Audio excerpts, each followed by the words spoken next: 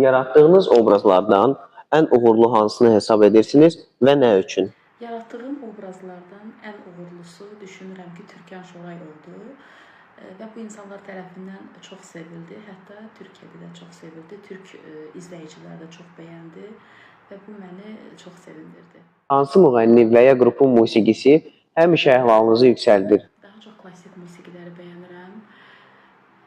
İş vaxtı musiqi ilə işləyirəm. Yəni musiqisiz işləyə bilmirəm. Yəni musiqi mənim üçün çox şeydir, stimul verir, ruhum dincəlir.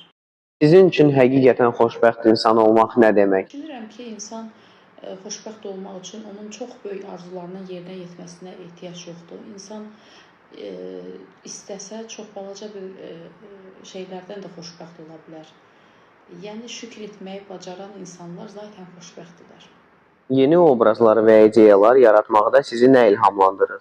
Əslində bir vizajist olaraq obraz etməyə qərar verdim və obraz etdikdən sonra uğurlu olduğunu gördüm, insanların bəyənməsini gördüm və bu məni ilhamlandırdı. Hər bir obraz bir xarakterdir, əslində bir həyatdır və mən bunları bacardımsa, az da olsa bacardım və mənim üçün insanların xoş reaksiyası, xoş sözləri daha da ilhamlandırdı.